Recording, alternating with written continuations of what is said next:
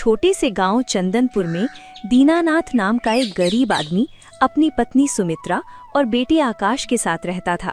दीनानाथ के पास एक छोटा सा ठेला था जिस पर वो समोसे बेचकर अपना गुजारा करता था। उसकी पत्नी अक्सर बीमार रहती थी, जिसकी वजह से दीनानाथ जो पैसे कमाता वे सुमित्रा की दवाई में ही खर्च हो जाया करते थे। इस कारण घर की स्थिति काफी खराब थी। एक दिन दीनानाथ गांव के चौराहे पर समोसे बेच रहा था।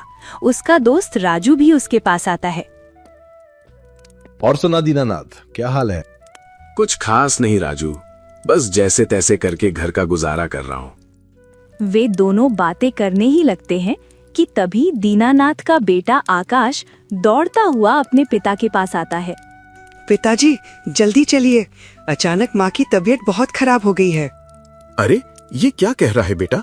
सुबह तो वो बिल्कुल ठीक थी। चल जल्दी चलते हैं। राजू जरा ठेले का ध्यान रखना, मैं जाकर देखता हूँ कि सुमित्रा को क्या हुआ है। ठीक है दीनानाथ, तू जा। दीनानाथ घबराकर घर की ओर दौड़ता है। घर के अंदर पहुंचते ही वो देखता है कि उसकी पत्नी सुमित्रा चारपाई पर बेजान पड़ी है। दीनानाथ, आकाश का ध्यान रखना, मेरी जिंदगी का अब कोई भरोसा नहीं है। नहीं सुमित्रा, ऐसा मत कह, तू जल्द ठीक हो जाएगी। मैं वैद्य जी को बुलाता हूँ। दीनानाथ दौड़ते हुए गांव के वैद्य के पास जाता है। वैद्य जी दीनानाथ के साथ लौटते हैं। दीनानाथ, इसकी हालत बहुत नाजुक है, इसे तुरंत दवाई की जरूरत है। लेकिन ये दवाई सिर्फ विकास नगर शहर में मिलेगी। शहर? लेकिन वहां जाने में 4 घंटे लगेंगे और मेरे पास तो पैसे भी नहीं है। दीनानाथ, कुछ भी कर, पर देर मत कर, तुझे अपनी पत्नी की जान बचानी है। दीनानाथ एक पल भी देरी किए बिना दौड़ता है और अपनी पुरानी बैलगाड़ी में सुमित्रा को लेकर शहर की ओर चल पड़ता है। आकाश भी अपने पिता के साथ बैठ जाता है।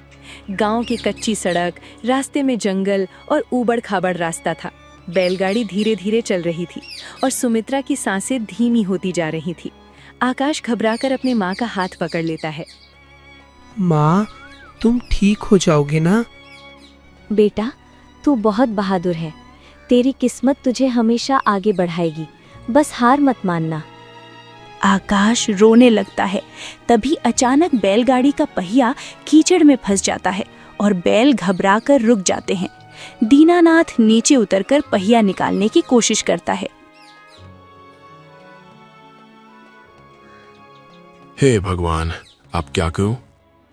इतने में रास्ते से कार गुजरती है जिसमें एक अमीर विक्रम सिंह सेठ बैठा होता है।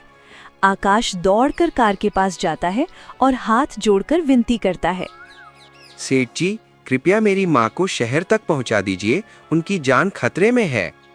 हाँ हाँ, लेकिन मुझे देर हो रही है। देखो, मुझे बहुत काम है, इसलिए मैं तुम्हारी मदद नहीं कर सकता। सेठ जी, दया कीजिए, मेरी पत्नी मर जाएगी। दुनिया में रोज हजारों मरते हैं दीनानाथ। अगर मैं सबका मातम मनाने लगा तो मेरा व्यापार कौन संभालेगा? रास्ते से हटो। सेठ कार लेकर आगे बढ़ जाता है। दीनानाथ मायूस होकर बैलगाड़ी को धकेलने की कोशिश करता है। आकाश अपने छोटे छोटे हाथों से गाड़ी को धक्का देने में मदद करता है। दोनों कोशिश करके बैलगाड़ी को कीचड़ से बाहर निकाल लेते हैं और जल्दी से अस्पताल की ओर बढ़ते हैं।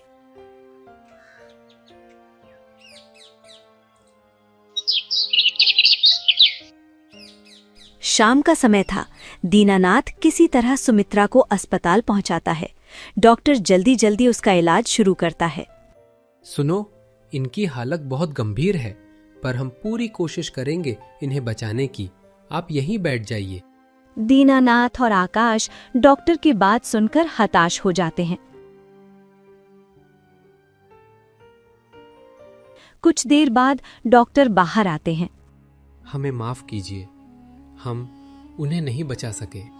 दीनानाथ जमीन पर बैठकर फूट फूट कर रोने लगता है। आकाश की आंखों में आंसुओं का सैलाब उमड़ पड़ता है। माँ, तुमने कहा था मैं बहादुर बनूंगा, लेकिन मैं तो तुम्हें बचा ही नहीं सका। दीनानाथ और आकाश सुमित्रा को लेकर घर की ओर चल पड़ते हैं। जब वे गांव पहुंचते हैं तो गांव वाले सुमित्रा की ये दुखद खबर सुनकर वहां इकट्ठे हो जाते हैं। माँ, मैं बड़ा होकर गरीबों के लिए कुछ करूंगा। जो लोग अमीर होकर गरीबों को ठुकरा देते हैं, मैं उनके लिए इंसाफ करूंगा। गांव के बड़े बुजुर्ग आकाश की बात सुनकर उसे गले लगाते हैं। आकाश की आंखों में माँ की यादें और संघर्ष का संकल्प साफ दिखाई देता है। सुमित्रा की मृत्यु के बाद दीनानाथ टूट चुका था। उसने अपना ठेला दोस्त राजू को बेच दिया था। अब खेतों में मेहनत करते करते उसकी कमर झुक गई थी और कर्ज का बोझ बढ़ता जा रहा था। आकाश अब 18 साल का हो चुका था और वो भी पिता के साथ खेतों में काम करने लगा था। एक दिन बारिश हो रही थी, लेकिन दोनों कीचड़ में काम कर रहे थे। बेटा, थोड़ा आराम कर ले, तुझे ठंड लग जाएगी। नहीं पिताजी, मुझे काम पूरा करना है। आपने ही कहा था कि मेहनत कभी बेकार नहीं जाती। दीनानाथ बेटे को गर्व से देखता है। उसकी आंखें नम हो जाती हैं। तभी बारिश रुकती है और गांव का साहूकार विक्रम सिंह सेठ अपने गुंडों के साथ खेत पर आ जाता है। ओए दीनानाथ, कर्ज की किस्त का क्या हुआ? अभी तक पैसे नहीं दिए? सेठ जी, बस 1 महीने का और समय दे दीजिए, फसल कटने पर सब चुका दूंगा। सेठ गुंडों को इशारा करता है और वे दीनानाथ को जमीन पर धक्का दे देते हैं। आकाश ये देखकर गुस्से से तिलमिला उठता है और सेठ के सामने खड़ा हो जाता है। सेठ, तुम मेरे पिता को हाथ मत लगाना। अबे छोटू, तू मुझे धमकी देगा? चल भाग यहाँ से। मैं तुम्हें अपनी जमीन नहीं लेने दूंगा। तभी गांव का मुखिया वहां से गुजर रहा होता है और मामले को शांत करने पहुंचता है। विक्रम, ये तुम क्या कर रहे हो? मुखिया जी, मैं तो अपना कर्ज लेने आया हूँ। ये कौन सा तरीका है तुम्हारा? इस प्रकार लोगों को मारकर कर्ज लिया जाता है? मुखिया जी, इसके लिए मैं माफी चाहता हूँ, पर 2 साल हो गए इसने आज तक कर्ज नहीं दिया। मुझे बस अपना उधार चाहिए।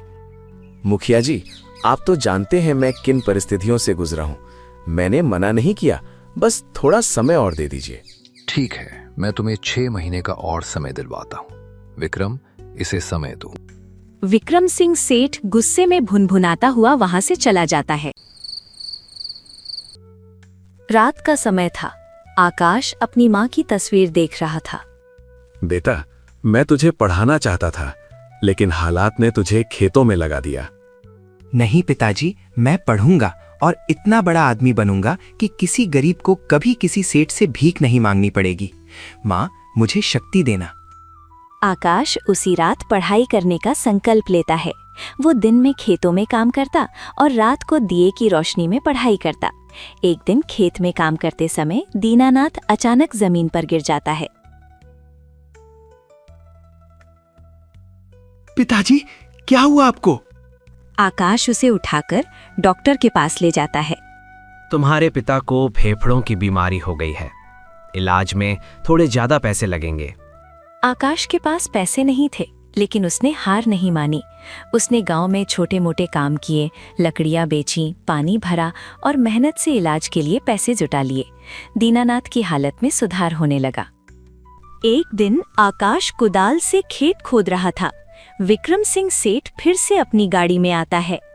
ओए दीनानाथ, कर्ज बढ़ गया है।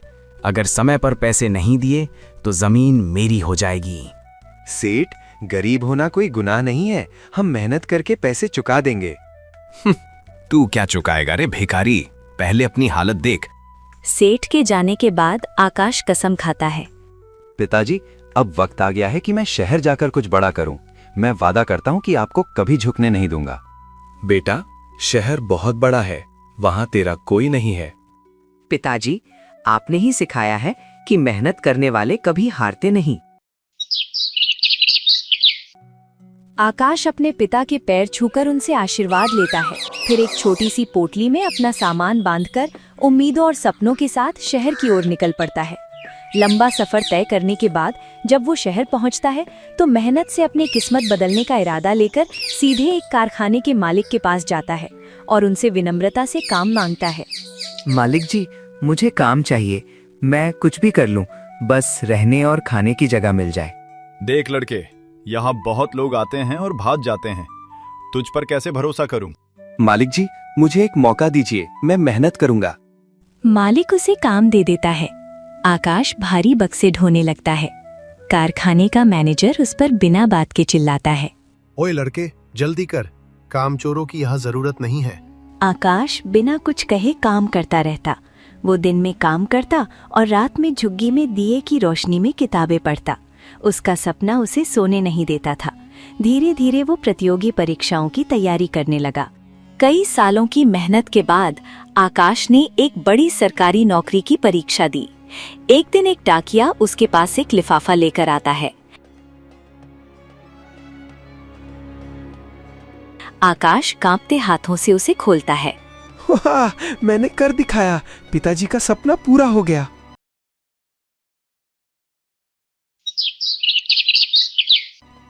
दो महीने बाद आकाश एक बड़ी सरकारी गाड़ी में बैठकर गांव लौटता है।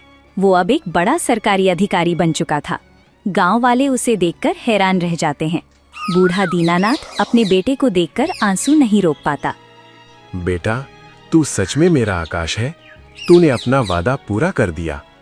विक्रम सिंह सेठ, जो कभी आकाश का अपमान करता था, अब सिर झुकाकर खड़ा था। आकाश बाबू, मुझे माफ कर दो। मैंने तुम्हारे साथ बहुत बुरा किया। माफ करना तो इंसानियत का धर्म है सेठ जी, लेकिन गरीबों का अपमान मत करना, क्योंकि किस्मत कभी भी पलट सकती है। आकाश अब गांव के लिए काम करने लगा।